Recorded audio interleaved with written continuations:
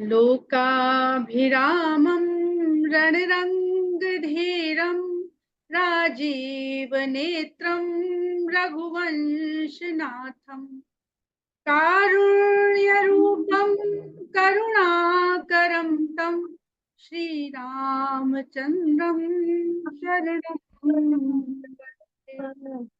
मनोजवं मारुततुल्यवेगं जितेन्द्रियं बुद्धिमतां वरिष्ठं वातात्मजं वानरयूथमुख्यं श्रीरामदूतं शरणं प्रपद्ये। जय सिया राम।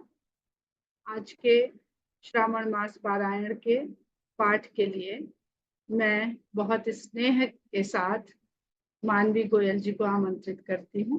मानवी गोयल जी, आपका स्वागत है।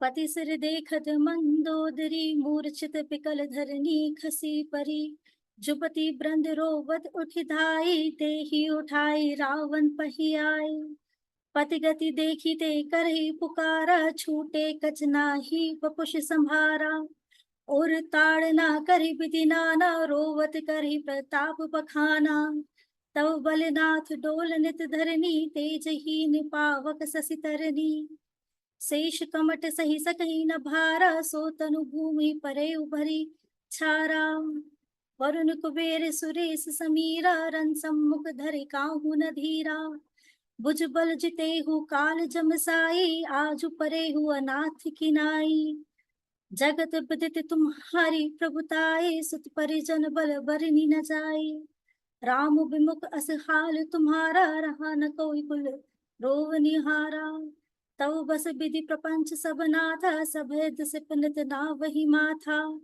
अब तव सिर भुज जुम्बक खाही राम विमुख यह अनुचित नाही काल बिबस पति कहा न माना अग जग नाथ मनुज करी जाना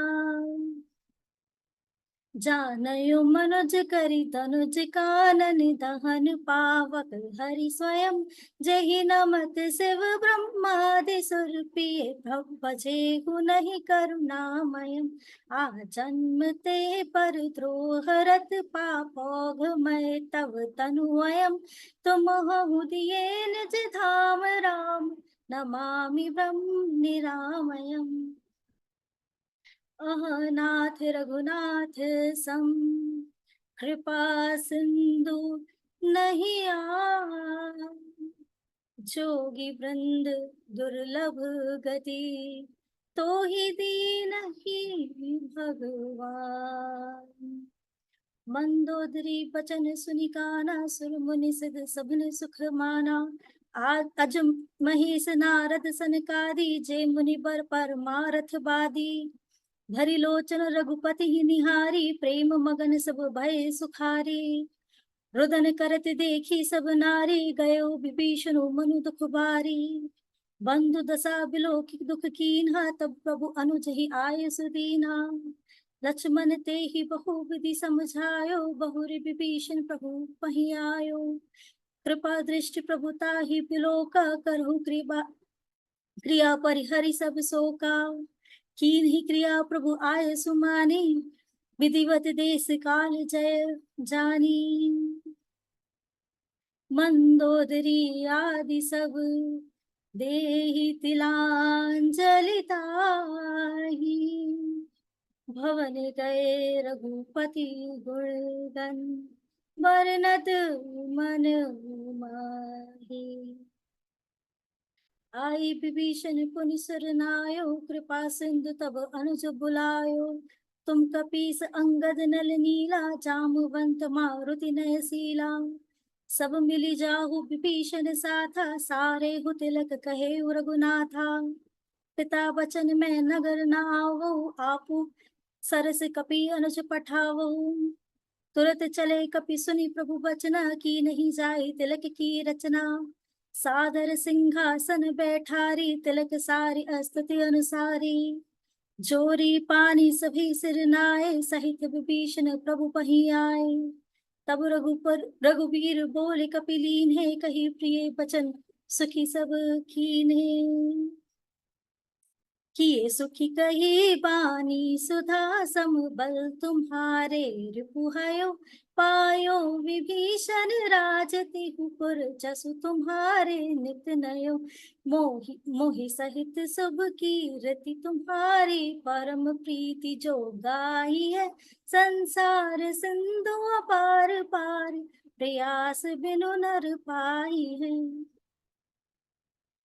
प्रभु के वचन श्रवण सुनी नहीं अगाही कपिपंज। बार बार सिर नावही गए सकल पद कंज। पुनि प्रभु बोले लिए हनुमाना लंका जाओ कहे भगवाना। समाचार जानकी सुनावहु तासु कुशल्य तुम चली आवहु। तब हनुमंत नगर महु आए सुनि निश्चरी निशाचर धाये। बहु प्रकार तिन्ह पूजा कीन्ही जनक सुता देखै पुनि दीन्ही। दुरहि ते प्रणाम कपि कीन्ही रघुपति दूत जानकी चीन्हा।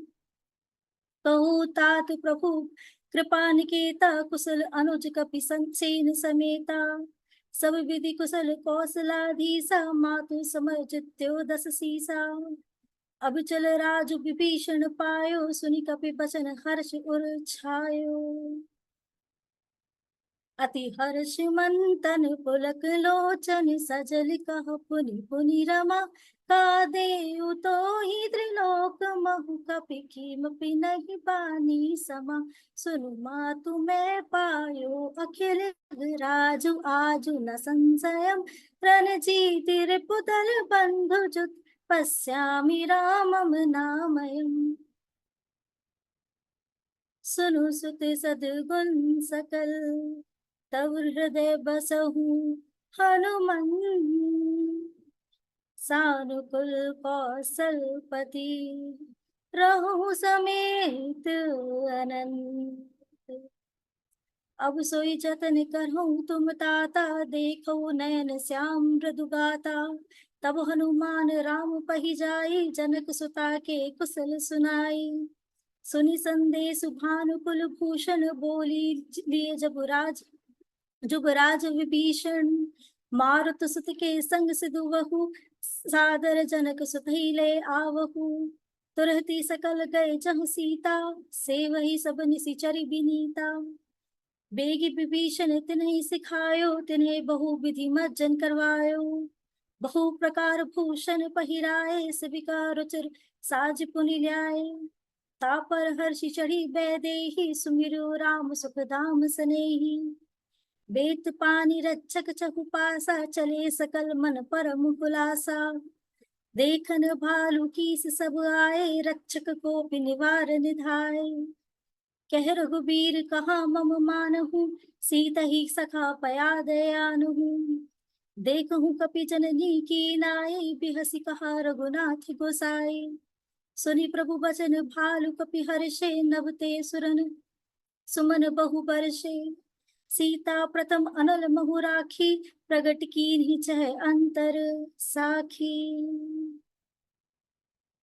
तेहि कारण करुणा निधि कहे कछुक दुर्बार।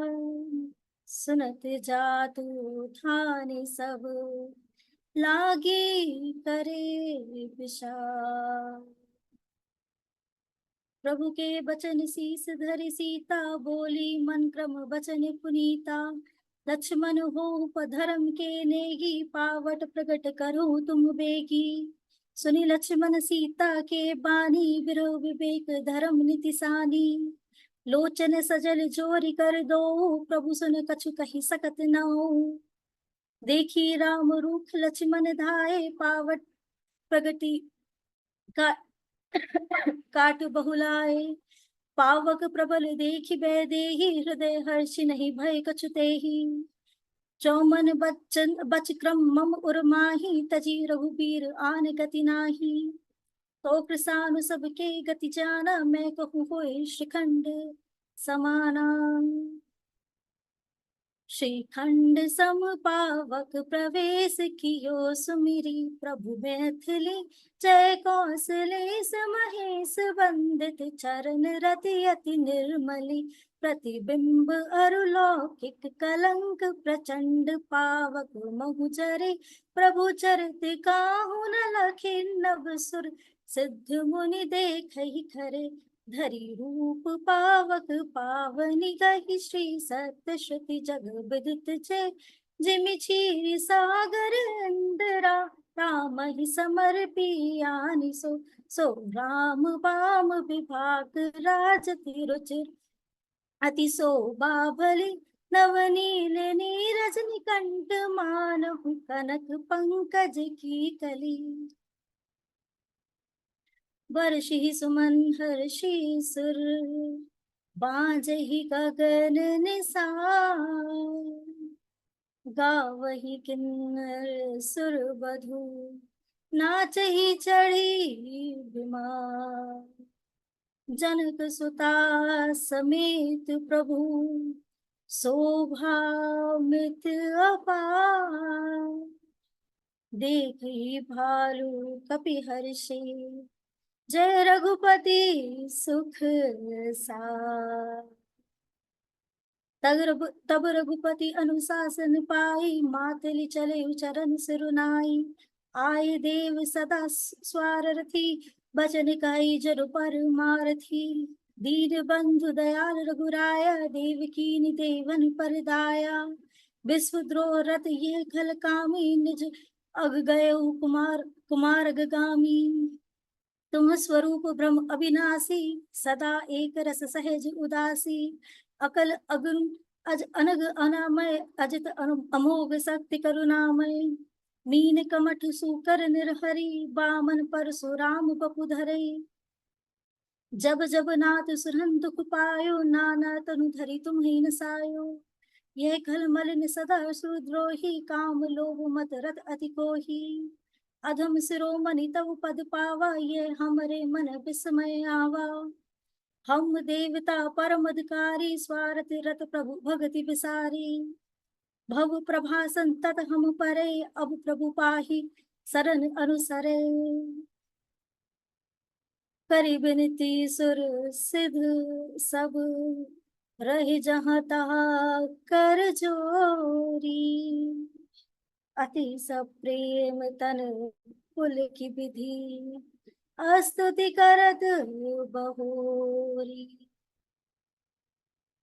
जय राम सदा सुख धाम हरे, रघुनायक सायक चाप धरे, भव भारन तारन सिंह प्रभु, गुण सागर नागर नाथ विभो, तन काम अनेक अनूप छवि, गुण गावत सिंध मुनिंद्र कवि, जसु पावन रावण नाग महा, खगनाथ जथा करि कोप कहा, जन रंजन भंजन शोक भयम, गति क्रोध सदा प्रभु बोधमयम, अवतार उदार अपार गुणम, महिबार विभंजन ज्ञान घनम, अज व्यापक मेघ मनादि सदा, करुणा कर राम नमामि मुदा, रघुवंश विभूषण दूषण हा, प्रतभूप विभीषण दीन रहा, गुण ज्ञान निदान अमान अजम, नित राम नमामि विभुम परजम, भुज दंड प्रचंड प्रताप बलम, खल वृंद निकंद महाकुशलम, विनु कारण दीन दयाल हितम, छवि धाम नमामि रमा सहितम,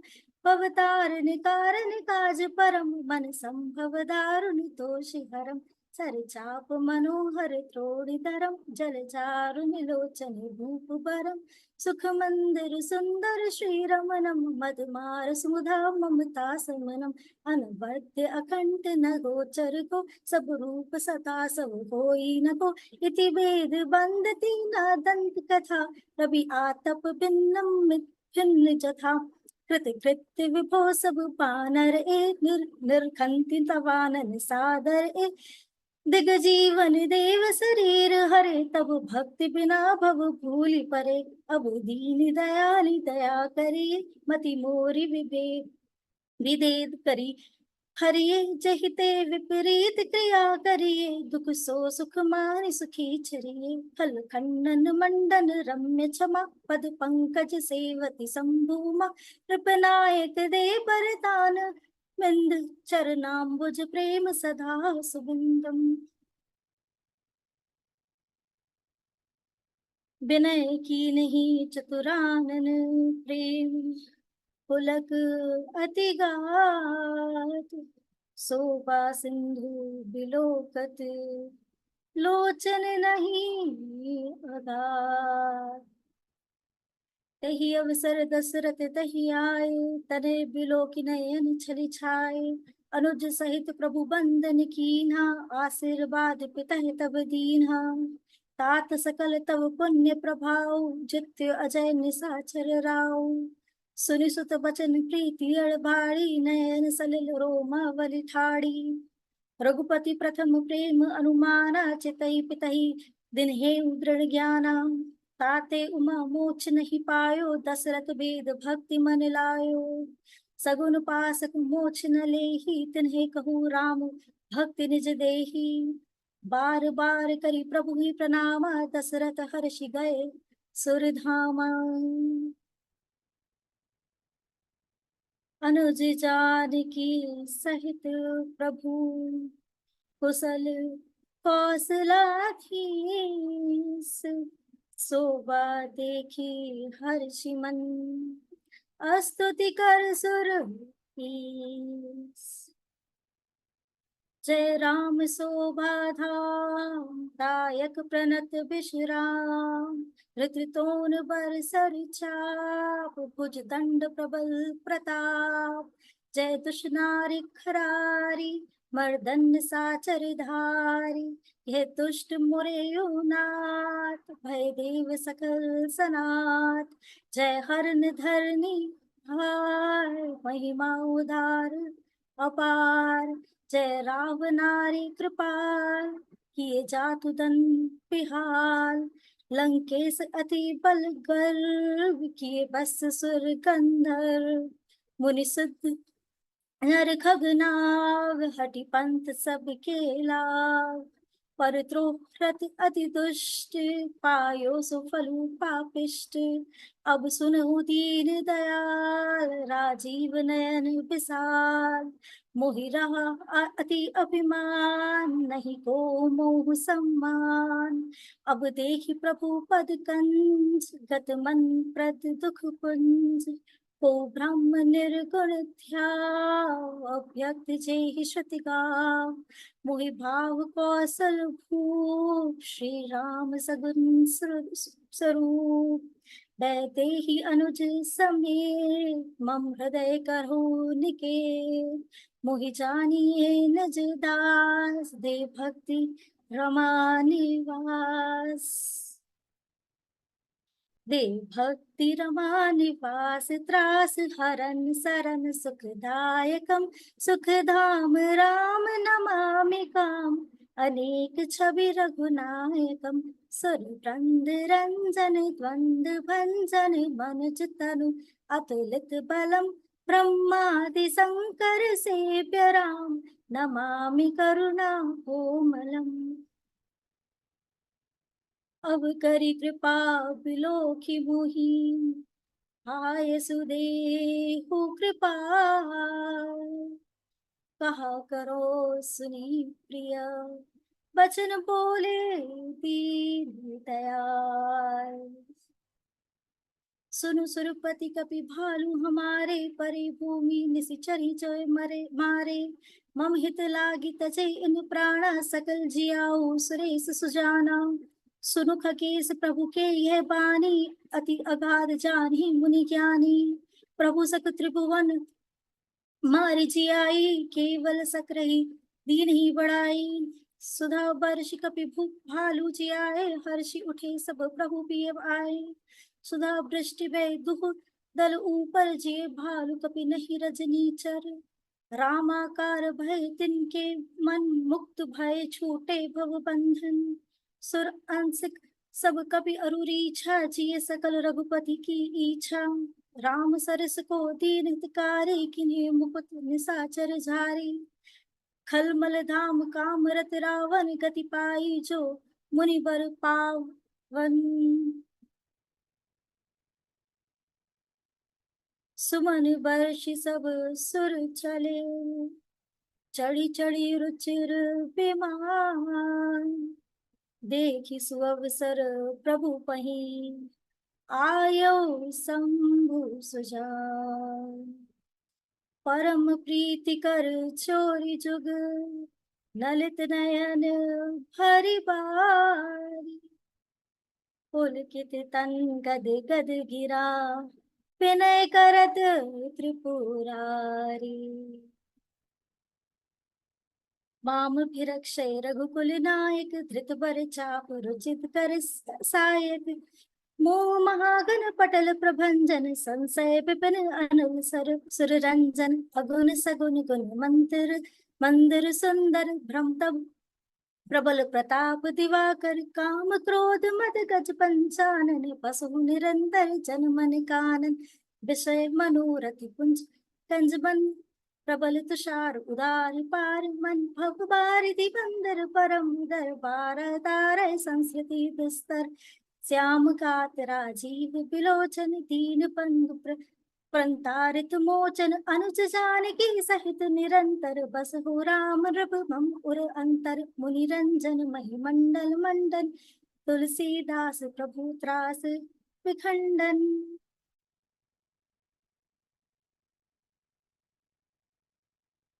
नाथ जब ही कौशलपुरी, होहि तिलक तुम्हार। कृपा सिंधु में आओ, देखन चरित उदार। करी बिनती जब शंभु सिधाए, तब प्रभु निकट विभीषण आए। नाई चरण सिरु कहु मृदु बानी, बिरे सुनहु प्रभु सारंग पानी। सकुल सदल प्रभु रावण मार्यो, पावन जस्त्र भनु विस्तार्यो। दीन मलिन हीन मति जाति, मोख पर कृपा कीनि बहु भांति। अब जन ग्रह पुनीत प्रभु कीजे, मज्जनु करिए समर्षम छीजे। देखी कोस मंदिर संपदा, देव कृपाल कपि कहूँ मुदा। सब विधि नाथ मोहि अपनाइय, पुनि मोहि सहित अवधपुरी जाइय। सुनत बचन मृदु दीन दयाला, सजल भय दो नयन विशाला। तोर कोस ग्रह मोर सब, सत्य वचन सुनु प्राण। भरति दशा सुमिरत मोहि, निमिष कल्प समझात। तापस वेश गात कृस, जपत निरंतर मोहि। देखो बेगी सोचत न करू, सखानि हो रहु तोहि। बीते अवधि जाऊं जो, जियत न पावहु भी। सुमिरत अनुज प्रीति प्रभु, पुनि पुनि पुलक शरीर। करेहु कल्प भरी राजु तुम, मोहि सुमिरेहु मन माही। पुनि मम धाम पायहु, जहाँ संत सब चाहे। सुनत विभीषण बचन राम के, हर्ष गए पद कृपा धाम के। बानर भालु सकल हर्षाने, गहि प्रभु पद गुण विमल बखाने। बहुरी विभीषण भवन सिधायो, मणिगण बसन विमन भरायो। लय पुष्पक प्रभु आगे राका, हसी करी कृपा संधु तब भाषा। चढ़े विमान सुनु सखा विभीषण, गगन जाई बरसहु शतभूषण। नभ पर जाई विभीषण तबहि, बरस दिए मणि अंबर सबहि। जोई जोई मन भावई सोई लेहि, मणि मुख मेलि डारि कपि देहि। हसे राम श्री अनुज समेता, परम कौतुकी कृपा निकेता। मुनि जेहि ध्यान न पावही, नेति नेति कह भेद, कृपा सिंधु सोई कपिह सन, करद अनेक विनोद। उमा जोग जप दान तप, नाना मख प्रदने, राम कृपा नहीं करहि तसे, जसी न निष्केवल प्रेम। भालु कपि पट भूषण पाए, पहिरि पहिरि रघुपति पहि आए। नाना जिनस देख सब कीसा, पुनि पुनि हसत कौशलाधीसा। चितई सभी पर किन्हीं दाया, बोले मृदुल बचन रघुराया। तुम्हरे बल में रावण मारो, तिलक विभीषण कहाँ पुनि सारो। निज निज ग्रह अब तुम सब जाहो, सुमिरे हूँ मोहि डरपहु जनि काहू। सुनत बचन प्रेमा कुल बानर, जोरि पानी बोले सब सादर। प्रभु जोई कहो तुम्ही सब सोहे, हमरे होत बचन सुनि मोहे। दीन जानि कपि के सनाथा, तुम्हें त्रिलोक इस ईस रघुनाथा। सुनि प्रभु बचन लाज हम मरहि, मसक कहूँ खगपति हित करहि। देखी राम रूख बानर रीछा, प्रेम मगन नहीं ग्रह के इच्छा।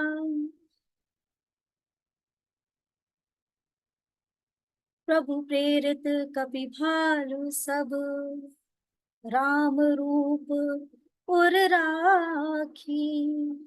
हर्ष विषाद सहित चले, विनय विविध विधि भाषी। कपिपति नील अंगद नल हनुमान, सहित विभीषण अपर जे, जूथप कपि बलवान। कहीं न सकहि कछु प्रेम बस, भरी भरी लोचन भारी। सम्मुख चित वही राम तन, नयन निमेष निवारी। अतिशय प्रीति देखि रघुराई, लीन्हे एक सकल विमान चढ़ाई। मन महु विप्र चरण सिरुनायो, उत्तर दिस सही विमन चलायो। चलत विमान कोलाहल होई, जय रघुबीर कहि सब कोई। सिंहासन अति उच्च मनोहर, श्री समेत प्रभु बैठे तापर। राजत रामो सहित भामिनी, मेरु श्रृंग जरु घन दामिनी। रुचिर विमान जले अति आतुर, कीन्हे सुमन पृष्टि हर्षे सुर। परम सुखद चली त्रिपद ब्यारी, सागर सर सरि निर्मल बारी। सगुण होहि सुंदर चहु पासा, मन प्रसन्न निर्मल नभ आसा। कह रघुबीर देखु रन सीता, लक्ष्मण इह हत्यो इंद्रजीता। हनुमान अंगद के मारे, रन माही पर निसाचर भारे।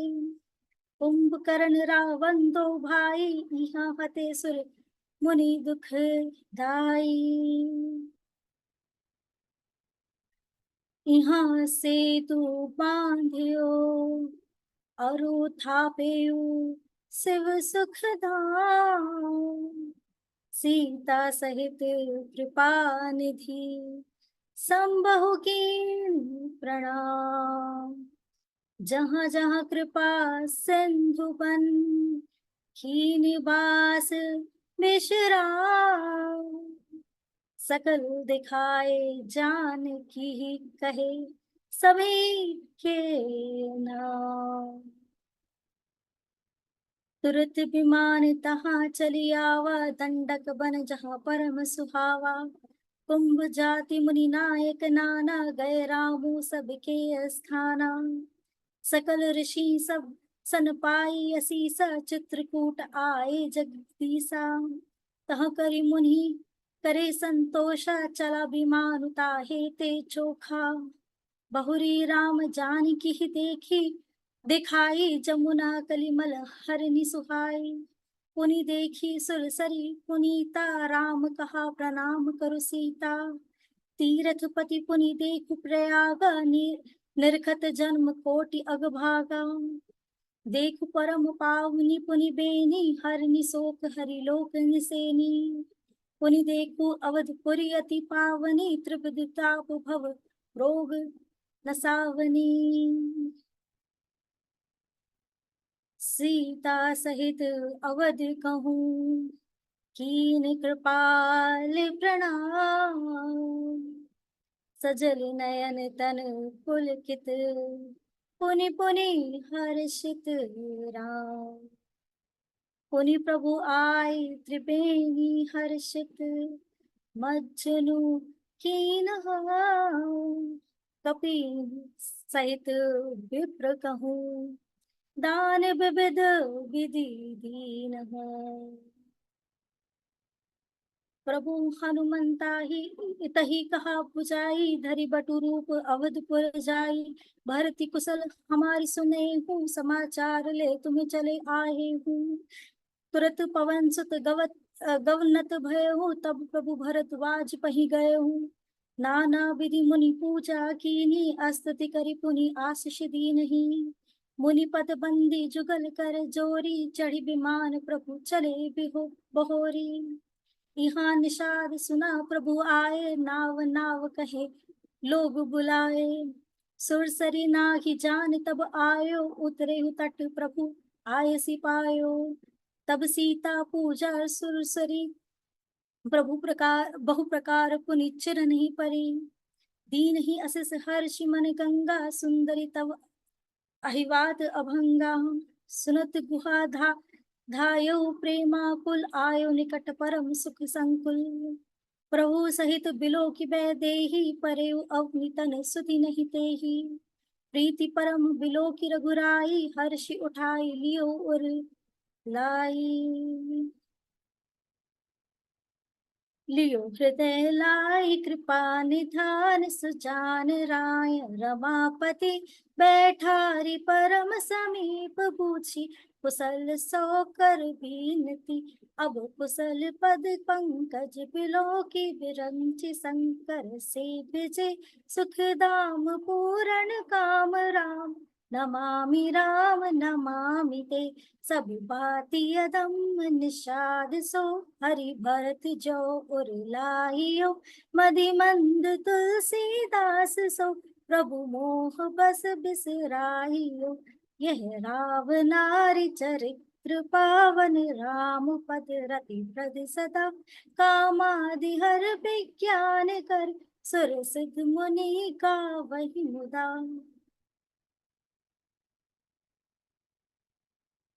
समर विजय रघुपीर के, चरित जय सुन ही सुजान।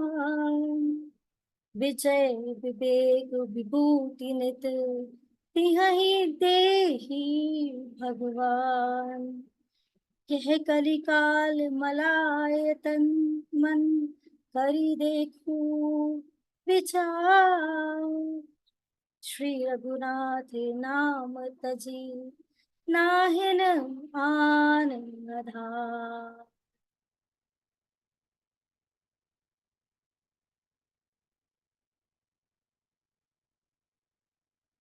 राम सिया राम, जय जय राम। राम सिया राम, जय जय राम। बहुत बढ़िया पाठ किया मानव जी आपने। ये बहुत अच्छा, बहुत सुंदर, बहुत अच्छा किया, अच्छा किया मानवी जी। बहुत मानवी लय थी, keep it up. लय थी। बहुत बहुत धन्यवाद मानवी जी। और बहुत सुंदर, जैसी आपकी प्यारी सी भोली सी सूरत, वैसी ही प्यारी सी आवाज में आपने बहुत सुंदर पाठ किया। और सबकी अनुमति लेते हुए अगर आदेश हो तो अब हम समीक्षा आरंभ करते हैं। इस जो प्रसंग मानवी जी ने पढ़ा, उस प्रसंग का आरंभ होता है मंदोदरी के द्वारा। और आप सब लोगों ने ये नोटिस किया होगा कि आज मानवी जी का जो पाठ था वो बड़ा मंद गति से आगे बढ़ रहा था। मंद मंद आगे बढ़ रहा था। तो जैसा भगवान की लीला देखिए कि जैसा प्रसंग है वैसा ही पाठ हो रहा है, और मंदोदरी से आरंभ हो रहा है आज का जो प्रसंग है। और कल रावण का वध हुआ है और रावण का तेज भगवान के मुख में समा गया है। रावण जिसके नाम में रव लगा है, जिसका अर्थ है शोर, हल्ला गुल्ला, कोलाहल, और मंदोदरी के नाम के आरंभ में मन। जब रावण का वध होता है, रावण के अंदर अहंकार का रव है, और मंदोदरी के अंदर कोई अहंकार नहीं, मंद है, वो बिल्कुल शांति है वहां पर। और उसी तरह से मंदोदरी जी, जब उनको पता चलता है रावण की मृत्यु का, तो आरंभ में वे विलाप करती हैं। अरे म्यूट कर लीजिए प्लीज, म्यूट कर लीजिए शकुंतला श्रीवास्तव जी, धन्यवाद।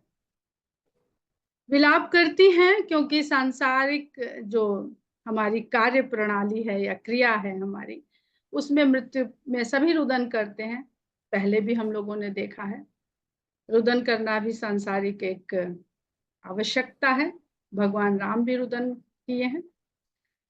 और जब विलाप के तुरंत पश्चात ही वो रावण के बारे में जो कहती है, उसे ये समझ आता है कि उसको ये समझ है कि संसार कर्म की गति के प्रभाव से बंधा हुआ है, और वो उसको बिल्कुल व्यवहारिक रूप से लेती है।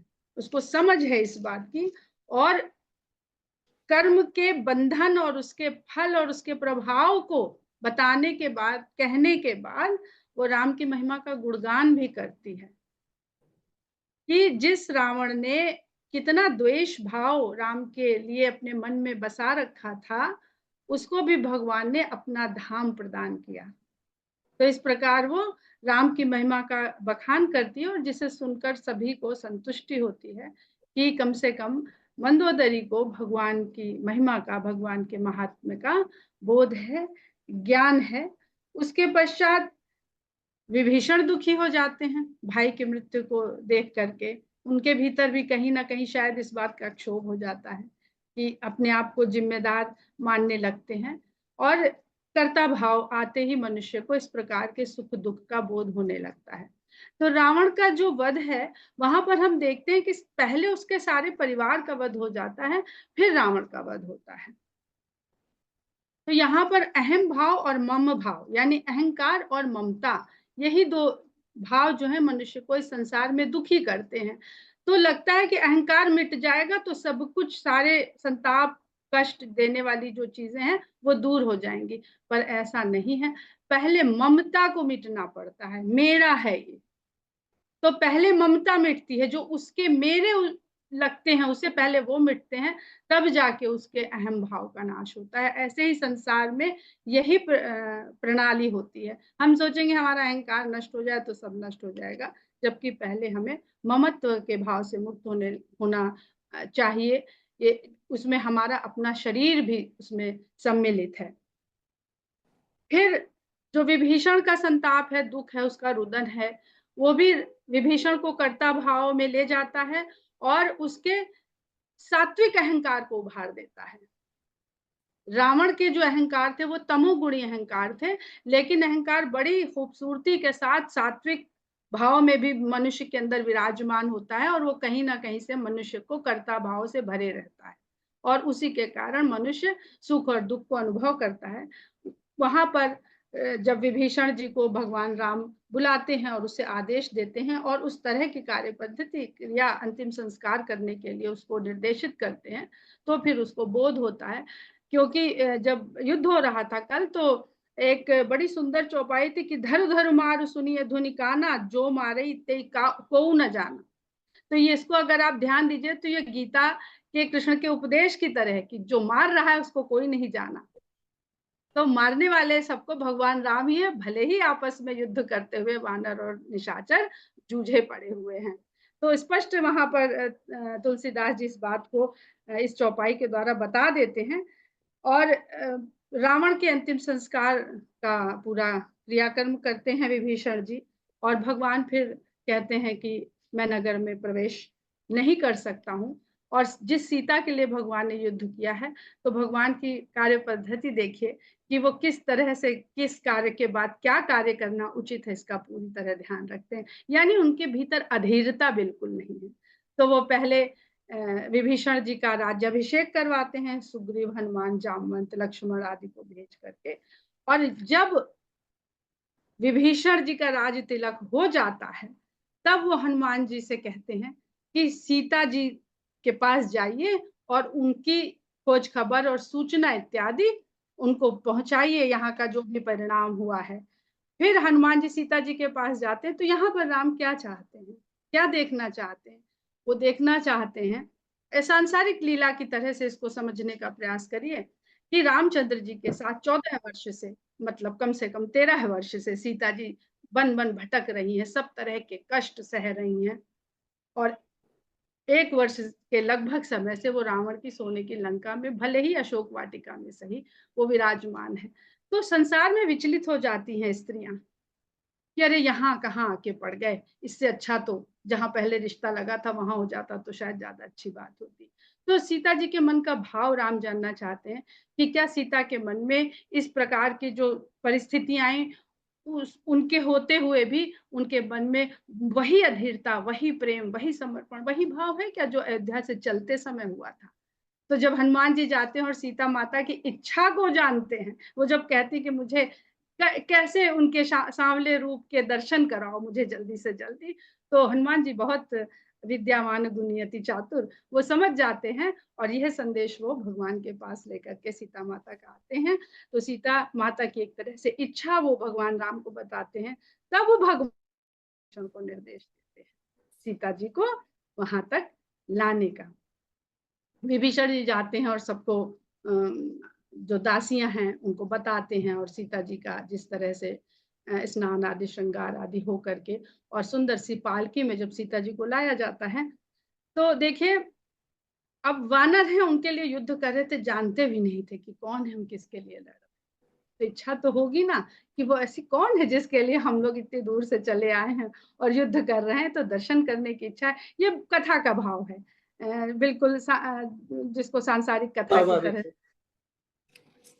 तब भगवान राम कहते हैं कि सीता से कहिए कि वो पालकी से उतर करके आए ताकि उनका दर्शन सुलभ हो जाए सब। अब यहाँ पे आध्यात्मिक भाव क्या है कि ब्रह्म तो किसी को नजर नहीं आता, वो निर्गुण है, निराकार है, अरूप है। ब्रह्म केवल प्रकृति के रूप में ही मनुष्य को दिख सकता है। और वानर जो चंचल मन वाला मनुष्य है, जो योगी, ध्यानी, तपस्वी, उदासी हैं, उनको तो ध्यान में भगवान मिल जाएंगे, लेकिन जो चंचल मन वाले साधारण जीव हैं, जिनकी वानर से तुलना की गई है, भालू से तुलना की गई है, मुझे ऐसा लगता है कि यही 2 चौपाए हैं जो 2 पाए होकर के भी चल खड़े हो लेते हैं और कुछ काम कर लेते हैं। तो शायद मनुष्य से इनकी इसलिए करीबी दिखाए गए हैं कि चंचल हैं उस तरह से, और बहुत जल्दी से ये विषय कामनाओं से आसक्त होकर के पशुवत व्यवहार करने लगते हैं। जन्म लेना, खाना पीना, परिवार की चिंता करना, उसके बाद चले जाना इस संसार से। तो इनको सुलभ कराने के लिए सीता माता को पालकी से बाहर आकर के चलने के लिए कहते हैं। और जब सीता माता उनके पास आती हैं, तो भगवान राम उनसे कुछ कठोर वचन कहते हैं, जिसको तुलसीदास जी दुर्बात कह के लिखते हैं। यहाँ पर 2 चीजें समझ में आती हैं कि भगवान सीता माता ने लक्ष्मण जी को बड़े दुर्वचन कहे थे।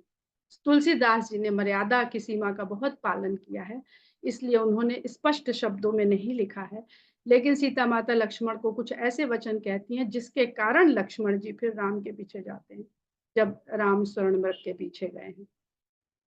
तो कर्मफल के सिद्धांत को भी भगवान पूरा करते हैं।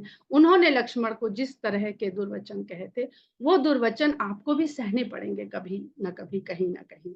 इसलिए जब भी हम किसी को कुछ इस तरह के कठोर वचन बोले या ऐसी बात बोले जो हमें नहीं कहनी चाहिए, तो हमें ये याद रखना चाहिए कि कभी हमें भी इसको सुनना पड़ेगा, क्योंकि कर्म का सिद्धांत भगवान मनुज लीला कर रहे हैं, तो हर कर्म फल को उनके साथ के सब लोग भोग रहे हैं। भगवान यही लीला करके, यही धर्म का स्थापना कर रहे हैं आकर के। तो वो एक तो ये भी है और दूसरा ये भी समझ में आता है कि संसार में जब सीता जाएगी तो लोग जो-जो कहेंगे वो सीता को अपने मुख से कह के वो सब बात उनको ज़ाहिर कर देना चाहते हैं, जतला देना चाहते हैं कि तुम्हारे ऊपर इस तरह के प्रश्न चिन्ह लगेंगे। और आज के संदर्भ में इसको रख के देखिए तो बात ये समझने में ज़्यादा मुश्किल नहीं लगती है। और फिर अग्नि परीक्षा के लिए भगवान राम इच्छा करते हैं जिसको सीता माता पूरा करती हैं। इसका भी मुझे 2 तात्पर्य समझ में आता है कि एक तो अगर पति केवल पूरी सेना के सामने पूरी भरी सभा में स्त्री से, पत्नी से केवल यह भर भी पूछ रहा है जो 1 साल बाद कोई भी पुरुष अपनी प्रिय पत्नी से पूछेगा, तो यह पूछना ही उस स्त्री के लिए अग्नि परीक्षा के समान है। आप अपने शयन कक्ष में अकेले में एकांत में जो चाहे पूछ लें। या आपस में बातचीत कर लें, लेकिन भरी सभा के सामने इस प्रकार के प्रश्न करना जो अग्नि परीक्षा के ही समान है। अब आते हैं जिस तरह से दृश्य दिखाई दे रहा है कि सीता माता लक्ष्मण जी से कहती हैं कि व्यवस्था करिए और मैं अग्नि परीक्षा देने को तैयार हूँ। तो और राम का स्मरण करते हुए वो अग्नि में प्रवेश करती हैं और उससे कहती हैं चंदन की भांति शीतल हो जाइए और फिर वैसे ही निकल आती हैं, अग्नि उनके लिए चंदन के समान है। इसका तात्पर्य ये है कि जीवन में आपके जीवन में बहुत क्षण ऐसे आएँगे जब जीवन आपको इतनी कठिन परिस्थितियों में झोंक देगा जहाँ आपको लगेगा कि ये अग्नि के समान, जलने के समान है। वहाँ पर अगर आपकी पूर्ण निष्ठा, पूर्ण आस्था, संपूर्ण प्रेम, पूर्ण समर्पण राम के प्रति है और आप उनका स्मरण लेंगे, तो आप कठिन से कठिन परिस्थिति से वैसे ही निकल के आ जाएँगे, जैसे मानो आप चंदन की लकड़ी के ऊपर से चलकर आ रहे हों। तो इसलिए भक्ति का इसमें तात्पर्य भी समझ में आता है। फिर उसके बाद जब आती हैं सीता जी और उनको सौंप दिया जाता है रामचंद्र जी को, तो इतनी सुंदर चौपाई लिखी है तुलसीदास जी ने, भगवान राम को नील नीरज और माता सीता को पंकज कली लिखा है। नील नीरज यानी नीले नीर से उत्पन्न जन्म होने वाला ऐसा कमल। नीला नीर हमेशा स्वच्छ माना जाता है, विकार रहित, दोष रहित, एकदम साफ जल माना जाता है। ब्रह्म उसमें कभी कोई विकार नहीं होता है, वो सदा एकदम साफ है, विकार रहित है, दोष मुक्त है। तो भगवान को नील नीरज कहा है। और सीता माता रावण की लंका से आई हैं, पंख से जन्म लेने वाला, कीचड़ से जन्म लेने वाला।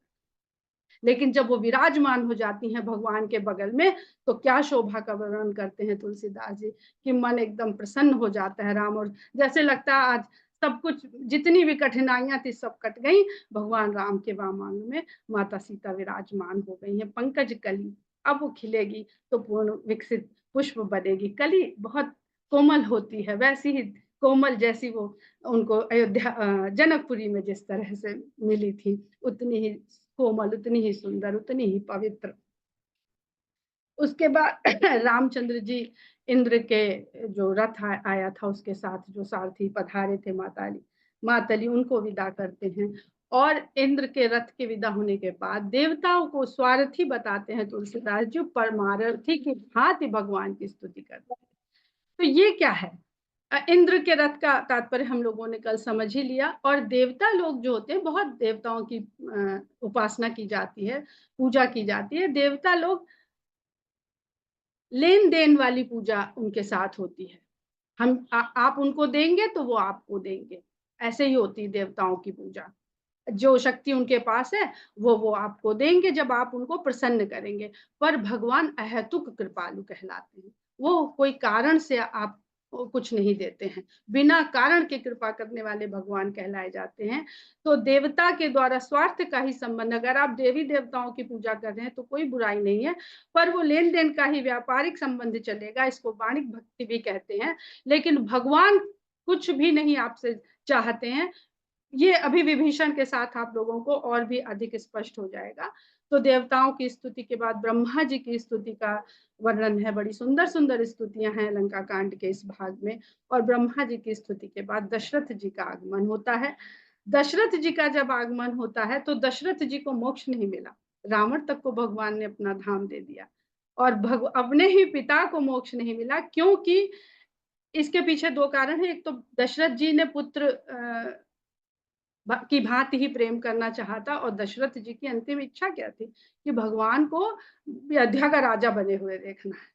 तो जब तक अयोध्या का राजा वो देख नहीं लेंगे तो वो मुक्त नहीं होंगे। रावण भी अपनी इच्छाओं की वजह से मुक्त नहीं हो रहा था, पर रावण की इच्छाएं जो है वो वासनाएं थी, और दशरथ जी की जो इच्छा थी वो पुत्र मोह से ही सही पर भगवान के प्रति थी, अपनी कोई वासना के प्रति नहीं थी। तो इसके लिए जो तुलसीदास जी ने कई जगह लिखा है कि मोक्ष को छोड़ देते हैं, भरत जी के लिए लिखा है, योगी लोग योग का भरोसा त्याग देते हैं, अगर राम की भक्ति मिल जाए, राम के चरणों से प्रेम मिल जाए। फिर दशरथ जी को राम और लक्ष्मण प्रणाम करते हैं, परंतु रामचंद्र जी जो वार्तालाप लक्ष्मण दशरथ जी से करते हैं उसमें उन्हें अपने स्वरूप के प्रति दृढ़ता प्रदान करते हैं।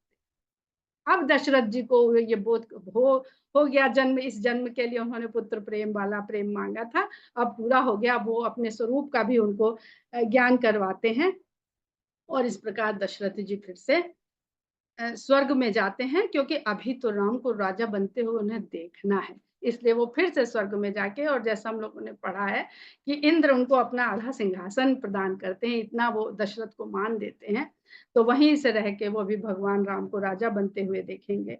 तो यहाँ पर बड़ा ही सुंदर भेद भक्ति की बात लिखते हैं। देखिए भेद भक्ति जो है, वैसे तो पूरी मानस जो है वो अभेद को ही बताने का कार्य कर रही है, अभेद क्या, ईश्वर के प्रति, लेकिन जो भक्त है वो भेद भक्ति में बने रहना चाहते हैं, क्योंकि वो ईश्वर से किसी ना किसी रूप में प्रेम करना चाहते हैं। तो प्रेम करने के लिए एक दूसरा तो कोई सामने होना चाहिए ना, तभी तो हम प्रेम करेंगे।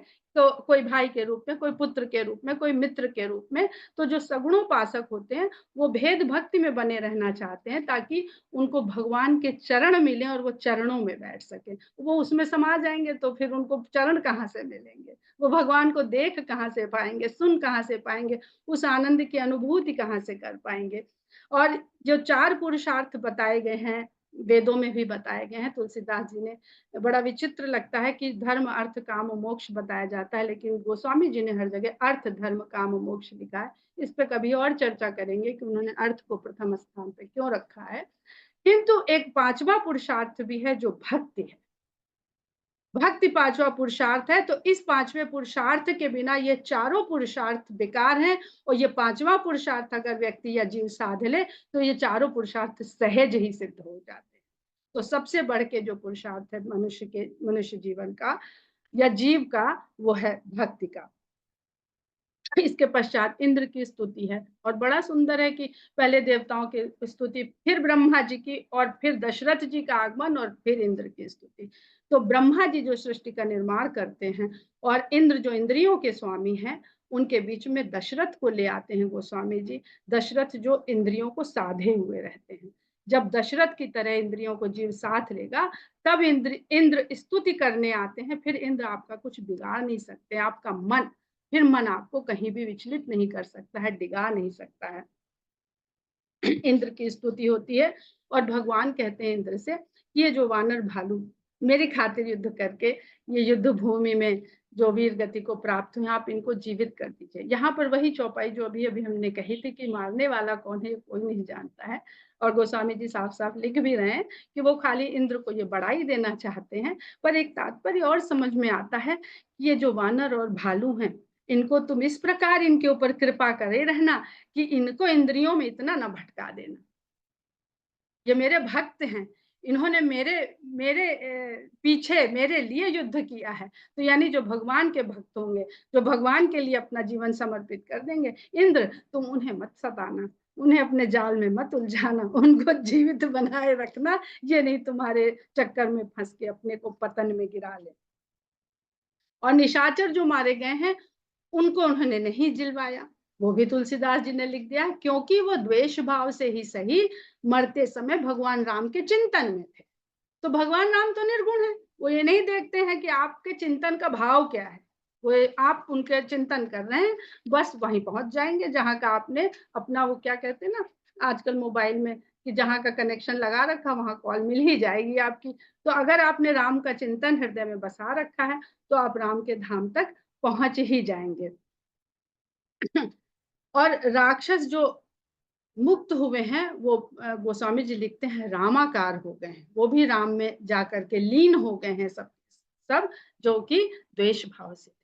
तो अगर द्वेष भाव से भगवान का चिंतन करने वाले को भगवान अपने भीतर समाहित कर लेते हैं, तो भक्ति भाव से जो राम का चिंतन करते होंगे उनके साथ भगवान क्या करते होंगे, ये जब हम लोग उस भक्ति भाव को प्राप्त कर लेंगे तब शायद हम लोग महसूस कर पाएंगे इस चीज को।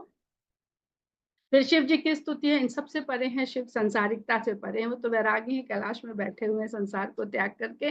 तब शिव जी की स्तुति आती है और शिव जी भी स्तुति करके फिर ये कह के जाते हैं कि जब राज तिलक होगा तो फिर आएंगे। यानी वैरागी भी, जो वैरागी है वो भी बार बार भगवान के इस प्रकार के सानिध्य को का आनंद उठाना चाहता है। विभीषण जी आते हैं और अवधपुरी प्रस्थान करने के लिए कहते हैं। वध जितने थे वो यहाँ हो गए, अब वध का कार्यक्रम समाप्त, अब अवधपुरी चले। तो किसका वध करना है, किसको समाप्त करना है? दोषों को। निशाचर हमारा ज्ञान है, हमारे दोष हैं, हमारे विकार हैं, इनको समाप्त करने के पश्चात ही हम अवधपुरी की ओर प्रस्थान कर सकते हैं। जैसे ही वो ये कहते हैं, रामचंद्र जी को भरत जी की याद आ जाती है और वो विभीषण से तैयारी करने के लिए कहते हैं और ये भी कहते हैं कि मुझे स्मरण करते हुए कल्प भर राज करना, मुझे स्मरण करते हुए मेरी जो नीतियां हैं, मेरी जो सीख है, जो तुमने देखा है, इसको याद रखना। यानी लंका को भी भगवान ने रावण राज्य से मुक्त कर दिया है। रावण राज्य से मुक्त करके विभीषण रूपी विवेकशील राजा को वहां पे बैठा रहे हैं और उसको बता के जा रहे हैं कि स्मरण करना। ऐसे ही उन्होंने वानर और भालू से भी कहा है, जब उनसे घर जाने को कहा है कि मुझे याद करते रहना और कभी किसी से डरना नहीं। जो एक आत्मविश्वास एक बार मैंने तुम्हारे भीतर भर दिया, अब अगर कोई तुम्हें अत्याचारी या शोषक तुम्हें सताए तो मुझे याद करना और स्वयं अब अपने संघर्षों का सामना करना। ऐसा आत्मविश्वास मैंने तुम्हारे भीतर भर दिया है। विभीषण जी सुन करके बहुत हर्ष में भर जाते हैं, भवन जाते हैं और विमान में तरह तरह के सामान भरवा लाते हैं। अब ये क्या है, विमान में सामान भरवा के और भगवान के आगे रख देते हैं। ये तेरा तुझको अर्पण जैसा भाव है कि आपने दिया है, आप ही को अर्पण करते हैं। पर भगवान क्या कहते हैं कि इसको जाओ ऊपर ले जाओ और ये सब जगह इसको छितरा दो। इसको आप समझ सकते हैं कि भगवान को जो हम लोग तमाम चीजें चढ़ाते हैं, भगवान को नहीं चाहिए। आप भगवान के संसार में उसको बांटिए, जिनको आवश्यकता है उनको बांटिए। जैसे समुद्र से वाष्प उठती है, बादल बनते हैं, मेघ बनते हैं, वो जल समुद्र पे ही तो नहीं बरसाते खाली, वो पूरे संसार में। वो कहे भैया हमने आपसे वाष्प ली, हम आप ही को बरसाएंगे, हम नहीं कहीं और बरसाएंगे। तो समुद्र ऐसा नहीं कहता, कहता सब जगह बरसाओ जाके, तभी तो सब जगह खेती बाड़ी होती है, सब जगह फलता धरती पे फलता फूलता है सब कुछ। तो ये भगवान के सिद्धांत को ही दिखाने का एक प्राकृतिक बहुत सुंदर स्वरूप है। और जब वो बरसाते हैं तो क्या होता है, वानर लोग उसके साथ मजाक का जैसा करते हैं, आनंद लेते हैं। उनको उसकी वैल्यू नहीं है। जो भगवान का भक्त हो गया, उसको बरस बरस के भी, छप्पर फाड़ के भी मिले तो उसके लिए मोती को डालते हैं, फेंकते हैं, खेलते हैं। उनके लिए वैल्यू नहीं है, इन सब चीजों का कोई महत्व नहीं है। तो ये भगवान के भक्त का है। भगवान चाहते हैं भक्त को दे दो और भक्त कहता है कि ना। तो ये सब देख करके भगवान हंसते हैं। तो देखिएगा कि रामचरितमानस में 9 रस आए हैं, लेकिन हास्य रस जो है बहुत कम जगह मिला है। यहाँ पर आपको हास्य रस मिलता है और भगवान 2 जगह हंसते हुए लिखे गए हैं। तो ये वानरों का ये खेल देख करके 2 बार लिखा है गोस्वामी जी ने कि भी हंसे हंसे विनोद कर रहे हैं।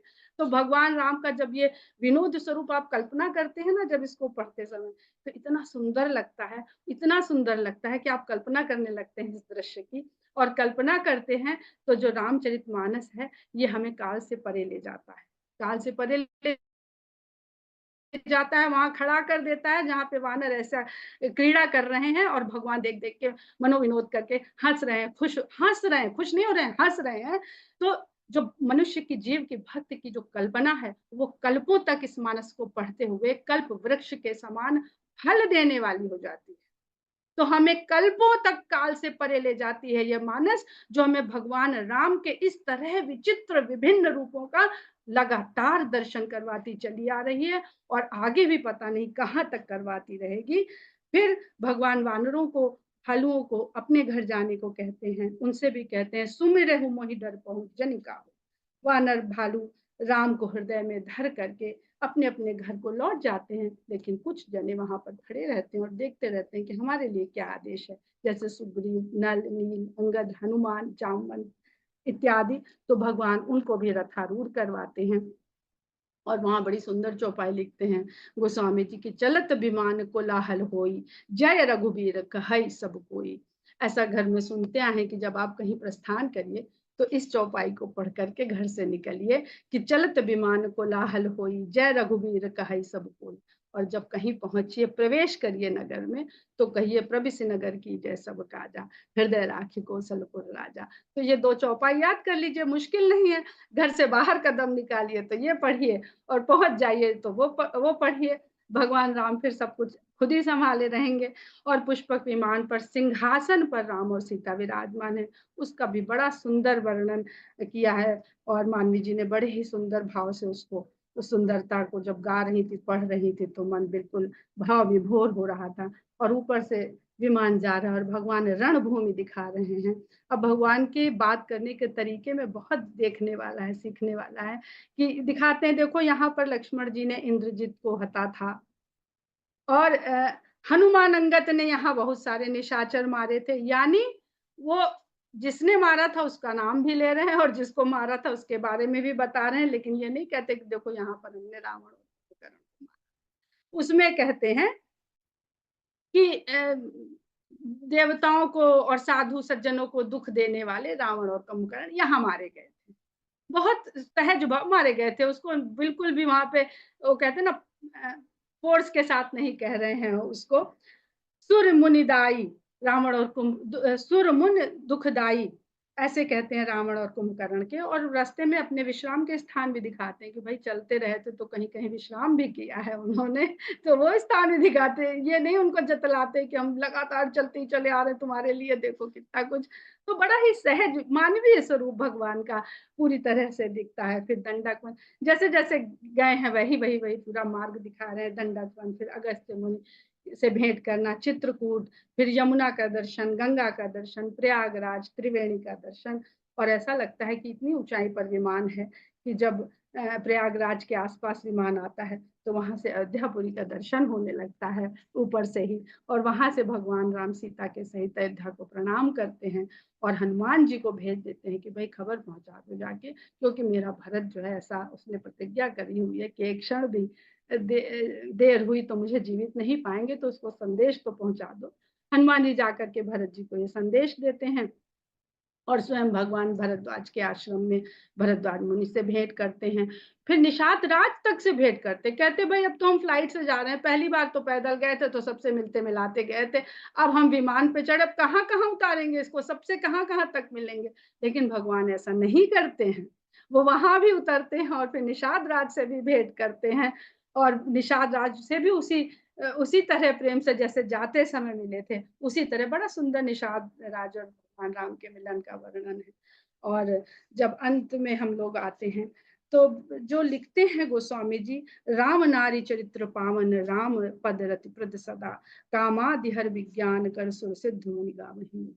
तो देखिए, तो राम के साथ साथ रावण को भी भगवान से काल से परे करके अमर कर दिया है। इस लंका कांड के अंत में रावणारी नाम पर्यायवाची जो है भगवान राम का, तुलसीदास जी लिखते हैं। और रावण के प्रति भी, क्योंकि रावण माध्यम बना है भगवान राम को नर से नारायण के रूप में स्थापित करने के लिए, रावण का विसर्जन ही भगवान राम के रूप में सृजन करने का पूरा क्रिया है, पूरा प्रोसेस है, पूरी प्रणाली है। बड़े बड़े ही भाग्य से भगवान का बैरी, भगवान का शत्रु बनने के लिए व्यक्ति चुना जाता है। ऐसा वो रावण भाग्यशाली है कि उसे भगवान के शत्रु बनने का मौका मिला है, अवसर मिला है, और भगवान ने उसका वध किया है। तो तुलसीदास जी उसको भी नहीं भूलते हैं, और रावणारी कह करके यहाँ पर रावण का भी जिक्र करते हैं। अगर हम लोग इसको समझने का प्रयास करें तो एक छोटी सी बात बस कहते हुए हम समाप्त करेंगे कि जब व्यक्ति का जन्म होता है इस संसार में, तो वह अपनी नाभि के द्वारा नाल के साथ अपनी माता के गर्भ में जुड़ा होता है, और वहीं से जीवनी शक्ति को प्राप्त करता रहता है। जब हम भगवान विष्णु के चित्र को देखते हैं तो हम देखते हैं भगवान विष्णु की नाभि से कमल नाल को देखते हैं, और उस पर कमल पुष्प को देखते हैं, और उस पर ब्रह्मा को विराजमान देखते हैं, जो भौतिक जगत के पिता हैं। जब मनुष्य इस संसार में आता है तो इसी प्रकार से वो अपनी माता के गर्भ में अपनी नाल के द्वारा, नाभि के द्वारा, नाल उसका सिरा होता है और उसके साथ जुड़ा होता है। लेकिन जैसे ही वो भौतिक संसार में आता है वो माता से विलग कर दिया जाता है। लेकिन माता से विलग होते ही वो अपनी नाभि, जहां पर रावण का अमृत कुंड था, यानी मनुष्य जीवन का केंद्र बिंदु, मूल तत्व जहां पर होता है, वहीं से जीवन मिल रहा था उसे गर्भ में, वो उसको वो जोड़ देता है भौतिक संसार में अनेकों अनगिनत अदृश्य नालों के द्वारा, और उसमें ऐसा फंस जाता है कि वो उसकी मुक्ति ही संभव नहीं होती है। जबकि उसके भौतिक पिता के रूप में ब्रह्मा जी ही उसके पिता हैं। भगवान विष्णु तो माता पिता सब जानते, तुमेव माता च पिता त्वमेव। लेकिन जब भौतिक जगत की संरचना हो जाती है तो सबके पिता ब्रह्मा है, और माता जो भौतिक माता, बायोलॉजिकल मदर उसे यहाँ मिलती है, उसके साथ वो उस नाल से जुड़ा होता है, और उस नाल से कटते ही मनुष्य इस संसार रूपी नाल से जुड़ जाता है, अपने आप को जोड़ लेता है और यहाँ भटकता रहता है। इतनी ही आवश्यकता है कि भगवान से प्रार्थना करें कि जिस प्रकार रावण की नाभि में उन्होंने बाण चलाया था, हम सबके भी मूल में, हमारे केंद्र में वो अपने राम बाण को इस प्रकार चलाते रहें कि वो इन विषय कामना रूपी दूसरे तत्वों से कभी भी जुड़ने ना पाए और कभी भी यहाँ पर फंसने और भटकने ना पाए। इस प्रकार लंका कांड का हम लोग समापन करते हैं। जय सिया राम। बहुत बहुत ही सुंदर अच्छा विनीता जी, विनीता बहुत जी, ज्यादा बहुत अच्छा बहुत बोलते हो, बहुत अच्छा बोलते बहुत हो। बहुत बढ़िया, बहुत अच्छा। बहुत सुंदर मैडम, लंका कांड को आपने उत्तरकांड से भी वो बना दिया, सरस। आनंद आ गया विनीता जी, आनंद की वर्षा कर दी। आनंद ही आनंद, आनंद ही आनंद। बहुत ज्ञानवर्धक रहा आपका। बहुत धन्यवाद सभी को। बहुत बढ़िया, बहुत अच्छा। बहुत सुंदर मैडम, लंका कांड को आपने उत्तरकांड से भी वो बना दिया, सरस। आनंद आ गया विनीता जी, हमने कुछ आनंद नहीं की बनाया, सब वर्षा कर सरस दी। है। बहुत ही सुंदर। जिस कांड में हाथ से बहुत रखो ज्ञानवर्धक वो भला रहा धीरज आपका। कैसे हो सकता है। व्याख्या की है। बहुत सुंदर, बहुत ही सुंदर व्याख्या की है, बहुत सुंदर। बहुत बहुत धन्यवाद मैम, बहुत अच्छा लगा। बार सुनना पड़ेगा। बस आशीर्वाद। बहुत बहुत धन्यवाद विनीता जी आज की आपकी समीक्षा के लिए। और विनीता जी पिछले 4 दिन से संचालन कर रहे हैं, उसके लिए भी आपका धन्यवाद। और आज माधवी ने बड़ा सुंदर मंद मंद गति से पाठ किया, आनंद आया सुनने में। सो आपका बहुत बहुत धन्यवाद और साधुवाद। सब हमारे युवा लोग जुड़े हुए हैं, नेहा है, वृष्टि है, मानवी है, तो आप सब लोग जुड़े रहें। आप लोगों को आगे काम आगे बढ़ाना है, हमारा तो काम अब समय नज़दीक आ रहा है, तो आप लोगों का बहुत बहुत आभार। तो कल से हमारे अंतिम कप्तान आएंगे भाई श्री राम गिरीश द्विवेदी जी, जो हमारे बड़े सीनियर सदस्य हैं, ये कमान संभालेंगे। और कल उत्तराखंड में कल से नहीं कि 17 से, हाँ कल से नहीं, थोड़ी। हाँ कल से मेरी गलती हो गई थी, मैंने अभी आपको संदेश भेजा है। हाँ। तो कल वैसे पाठ तो अभिनीता जी करेंगे, इनकी समीक्षा सुन रहे थे, अब कल देख भी लेते हैं कि कैसे पढ़ती हैं। पता नहीं अच्छा पढ़ती हैं कि नहीं पढ़ती है, कल टेस्ट होगा इनका। तो कल अभिनीता जी का हम पाठ सुनेंगे उत्तराखंड में, और उसके बाद में भाई बजरंगी समीक्षा करेंगे। बजरंगी जी आज यहाँ आए हैं, वो अभी अध्ययन कर रहे हैं, तैयारी कर रहे हैं कल की लग रहा है, और आगे पाठ चलेगा। आज एक बड़ा अच्छा बात कही रीता जी ने कि भगवान राम बहुत कम हा नहीं करते, उनको अट्टहास और हंसने की बीमारी नहीं है। और कृष्ण भगवान की पर्सनालिटी तो बिल्कुल अलग है, तो वो तो हंसते ही रहते हैं। तो ये एक अच्छा एक विषय है विचार का, शोध का, कि इस पूरी रामचरितमानस में तुलसीदास जी ने कहाँ कहाँ ये उल्लेख किया है कि भगवान राम हंसे, इवन मुस्कुराए, सुन के बटके बेन प्रेम प्रेम लपेटे अटपटे भी से करुणा है। तो ऐसे कहाँ कहाँ संदर्भ में आप पूरे महीने से अध्ययन कर रहे हैं, तो आप जरा लिखिए जरा इसी ग्रुप पर जो श्रावण मास पारायण का है, कि भगवान राम ने कहाँ कहाँ मुस्कुराए, कहाँ कहाँ उन्होंने ये भाव प्रकट किया है कि वो मुस्कुरा रहे हैं या हंसने का, अट्टहास करने का तो कोई सवाल ही नहीं होता है उनकी मर्यादा के बिल्कुल खिलाफ। तो ये आप सब लोग के लिए होमवर्क है। पूरे महीने अध्ययन किया है, तो कहाँ कहाँ उन्होंने कहाँ कहाँ भी ऐसे हैं, फिर उसका हम एनालिसिस करेंगे क्यों वो मुस्कुराए हैं। That's very important part. तो वो उससे हमें एक जीवन में लेसन मिलेगा कि हमें भी कहाँ कहाँ मुस्कुराना चाहिए और कहाँ ऐसे फालतू में दांत दिखाने की जरूरत नहीं है। So so it's homework for everybody. तो विशेष करके समीक्षकों के लिए, जो समीक्षा करते आ रहे हैं, उन्होंने तो इसको अच्छे से पढ़ा होगा।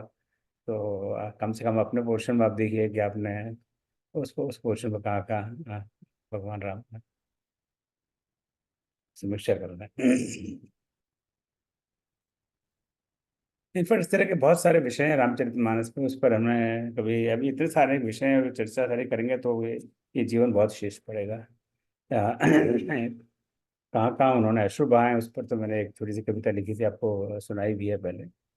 तो उनके जो विभिन्न जो भाव हैं, कहाँ कैसे उनके भाव प्रकट हैं, वो एक समझने का विषय, सोच का विषय। मैं समझ आता हूँ, आज ये घर में कुछ काम हो रहा है तो उसकी आवाज़ आ रही है, तो इसलिए मैं ज़्यादा नहीं बोलूँगा। सब बोले से आप सबको तालियां हो जाए आज के पाठ करने वाले मानवी जी के लिए, समीक्षा के लिए विनीता जी के लिए, संचालन के लिए विनीता जी के लिए, और आप सबके लिए जो आप नियमित रूप से यहाँ पर आ रहे हैं। तो जय श्री राम। मेरे लिए आपका कोई प्रश्न तो बताएं। जय सिया राम। तो मैं फिर विनीता जी को मैं मंच दे रहा हूँ, आज समापन करें। जय श्री राम विनीता जी। शांति मंत्र। ओम सर्वेषां स्वस्तिर्भवतु, सर्वेषां शांतिर्भवतु, सर्वेषां पूर्णं भवतु, सर्वेषां मंगलं भवतु। ओम सर्वे भवन्तु सुखिनः, सर्वे सन्तु निरामयाः, सर्वे भद्राणि पश्यन्तु, मा कश्चित् दुःखभाग् भवेत्। ॐ असतो मा सद्गमय, तमसो मा ज्योतिर्गमय, मृत्योर्मामृतं गमय। ॐ शान्ति।